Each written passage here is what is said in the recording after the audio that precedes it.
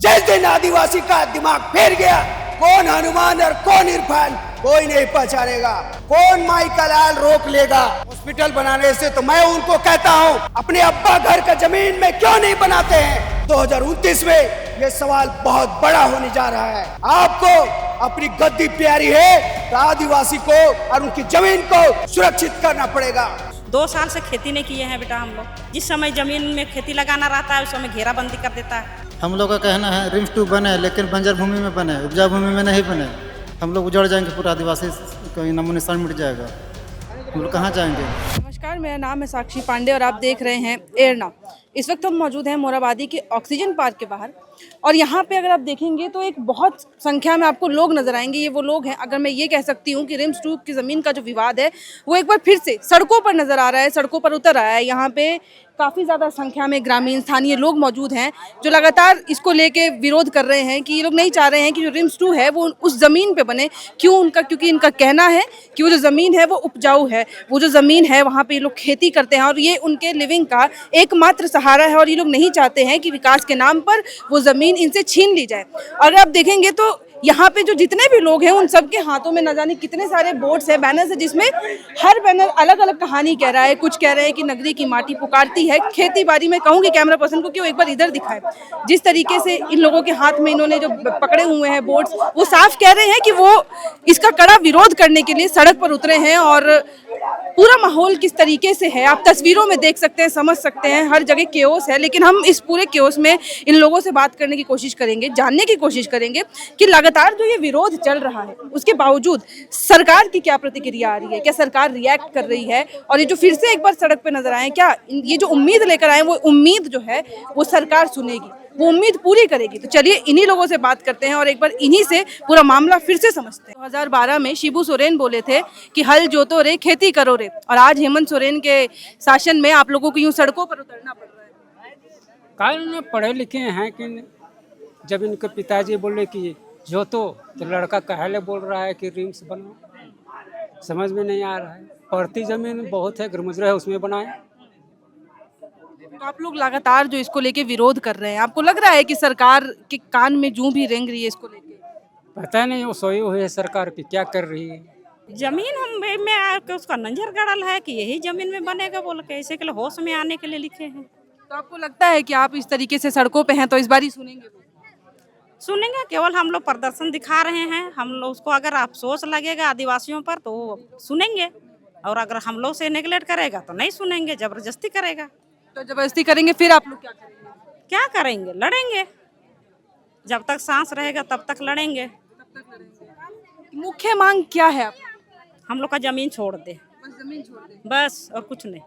जमीन छुड़वाने का मुख्य कारण? हम लोग खेती करते हैं बेटा, हम लोग खेती करते हैं, धान ये करते हैं, धान खेती करते हैं। 2 साल से खेती नहीं किए हैं बेटा हम लोग। जमीन के विवाद? जमीन के विवाद के चलते जिस समय जमीन में खेती लगाना रहता है उस समय घेराबंदी कर देता है। और अभी भी हम लोग को किस तरह से हम लोग यहाँ तक पहुँचे हैं उसको हम ही लोग ग्रामीण जान रहे हैं। हर जगह हम लोग को रोका गया। हम लोग पगडंडी रास्ता होके 2 नदी पार करके हम लोग आए हुए हैं। नगरी से यहाँ तक चल? हाँ, चल के आए हैं बेटा। बहुत दिक्कत हुई है। 2 नदी में कोई बच्चा लोग गिर गए। 3 नदी हो ही गया हम लोग इधर से। हाँ, क्या बोल रही हैं आप चाची? बोलिए ना, खुल के बोलिए ना। क्या बोलेंगे? कितनी दिक्कतों का सामना करके हाँ, यहाँ तक पहुंचे? तो 3 नदी पार होकर आए हैं। 3 नदी पार हो क्या है? तो आपको लगता है कि ये मुश्किलें सरकार देखेगी और समझेगी? समझना तो चाहिए। क्या मांगे हैं आप? हम लोग का जमीन लौटा दीजिए बस। आप खेती करती है उस पे? हाँ हाँ? हाँ, तो खेती करते हैं। तो आप विवाद जब से चल रहा है तब से वहाँ पे कुछ हो रहा है जमीन पे? बीमार क्या होगा? कुछ नहीं हो रहा है। कुछ भी नहीं हो रहा है। नहीं, इन लोगों का सिर्फ एक यही मांग है कि इनकी ज़मीन छोड़ दे, क्योंकि ये लोग वहाँ पे खेती करते हैं। और लेकिन जब से विवाद चल रहा है तब से ऐसा कुछ भी नहीं हो रहा है। बहरहाल यहाँ पे और भी लोग मौजूद हैं, यहाँ पे बच्चे भी हैं। हम आते हैं, उनसे भी चलते हैं और बात करने की कोशिश करते हैं कि किस तरीके से यहाँ पे ये लोग सब मौजूद हैं। यहाँ से चाची, अब यहाँ पे सड़क पे इस तरीके से बैठी हैं, सरकार से क्या सोच रही? सरकार सुनेगा? हाँ, सुनना पड़ेगा सरकार को हम लोग की बात। इतना हाँ, सुनना पड़ेगा। तो आप लोग कहाँ से पैदल एकदम चल के आए? हम लोग नगरी से पैदल चल के आए हैं। रोड में उधर पुलिस छेक रही थी, हम लोग आने नहीं दे रही थी। वहाँ से हम लोग गांव होते होके यहाँ आए पहुँचे। तो एक समय था जब शिबू सोरेन कहे थे कि खेती करो किसानों को, और आज एक समय है कि हेमंत सोरेन सरकार है, आप लोग सड़क पर। हाँ, उसका बाप बोल रहा था जो तो रे, अब उसका बेटा बोलता है लूटो रे। तो आपको हेमंत सोरेन सरकार से कुछ उम्मीद है? हाँ, उम्मीद है कि हम लोग का जमीन को छोड़ दे सरकार, बस यही उम्मीद के साथ हम लोग यहाँ आए हैं उतना दूर से पैदल चल के। तो आप लोग विरोध तो लंबे समय से कर रहे हैं, उसका कुछ प्रतिक्रिया आ रही है सरकार की ओर से? नहीं आ रहे, अभी तक तो नहीं आई है। वहाँ काम स्टार्ट हो गया है। काम स्टार्ट हो गया? हाँ, स्टार्ट हो गया है। क्या कुछ हुआ है अभी वहाँ पे? बाउंड्री उंड्री हो रही है। गिट्टी उट्टी पूरा गिर गया। पूरा गिरा दिया है? हाँ, और बहुत लेबर सब है। तो वहाँ पे भी आप लोग विरोध किए थे, तो क्या हुआ था? हम लोग वहाँ जबरदस्ती कर रहे हैं। जबरदस्ती को?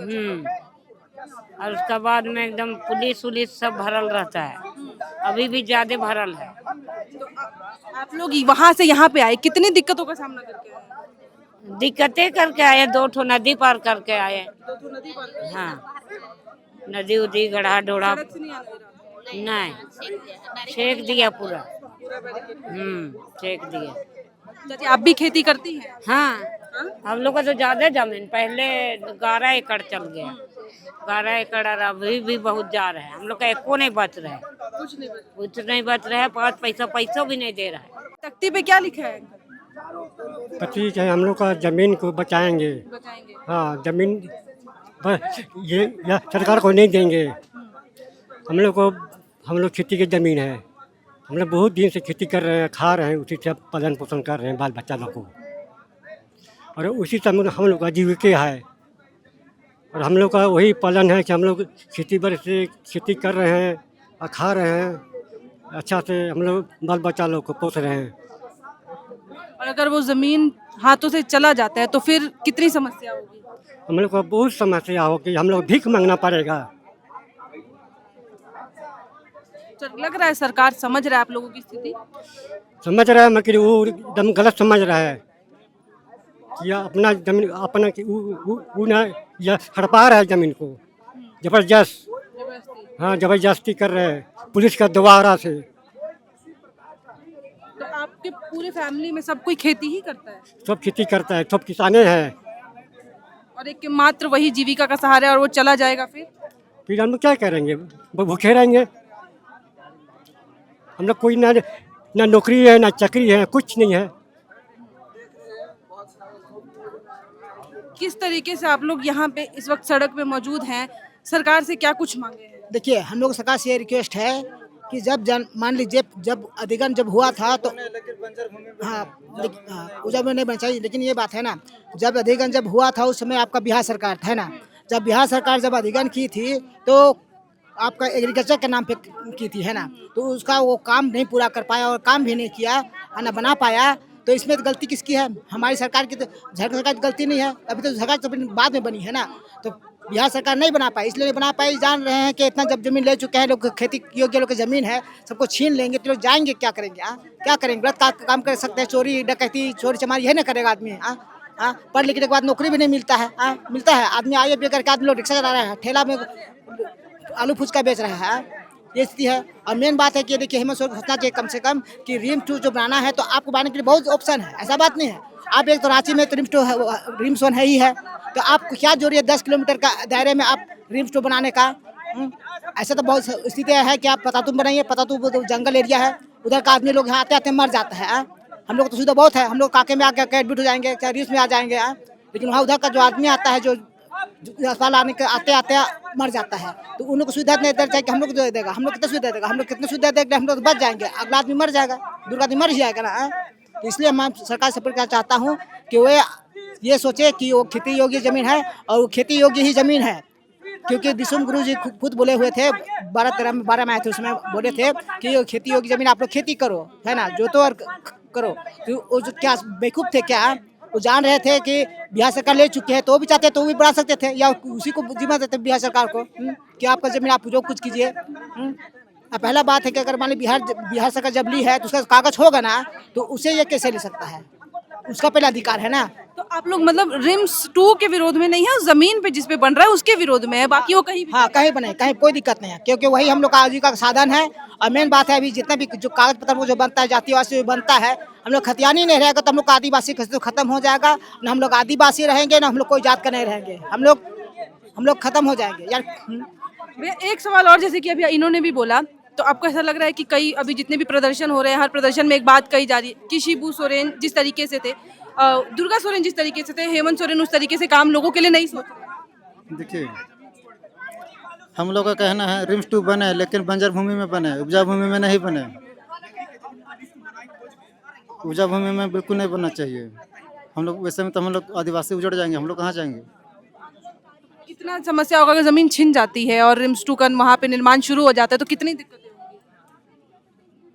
हम लोग उजड़ जाएंगे, पूरा आदिवासी कहीं नामो निशान मिट जाएगा, हम लोग कहाँ जाएंगे। नगरीगा खत्म हो जाएगा। ये बात सही है कि जब ऐसा होगा ना तो यहाँ ये ऐसा बात है कि यहाँ राजनीतिक बहुत राजनीतिक ऐसा गलत चीज़ है कि उसको तो इंसान समझता ही समझता है, पढ़ लिखा इंसान समझता है। रिंग 2 बननेगा, उसका क्या होगा, कुछ दिन के बाद होते होते नगरी को भी खा जाएगा, निगल देगा। उसका अधिग्रहण करेगा गाँव, हाँ पूरा गाँव को उसको चुने का चिन्हित करेगा, 5 गो गाँव का फिर चिन्हित करेगा, फिर करते करते सब खत्म हो जाएगा।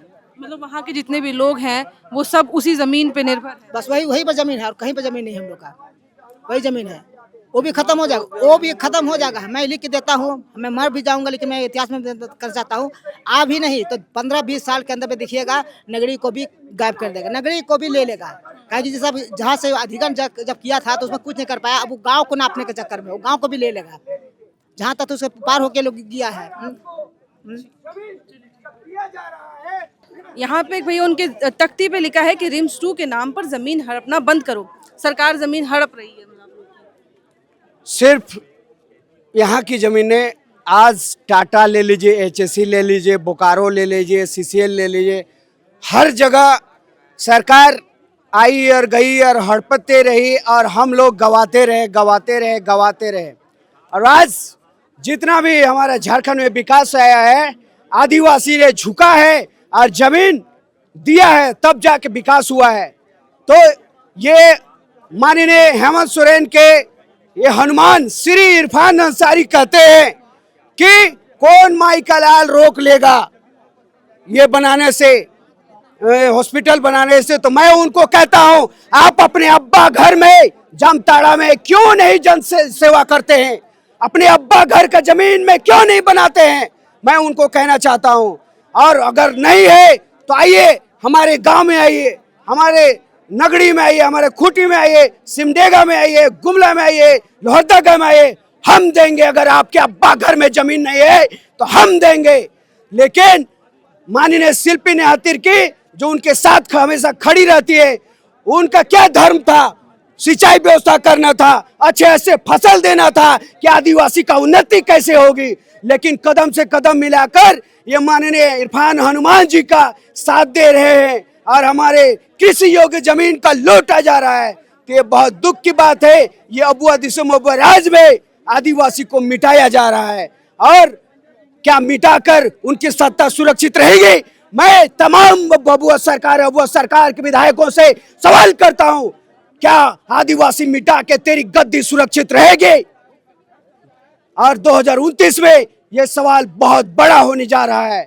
यदि आपको अपनी गद्दी प्यारी है तो आदिवासी को और उनकी जमीन को, उनके माटी को, उनके बेटी को सुरक्षित करना पड़ेगा।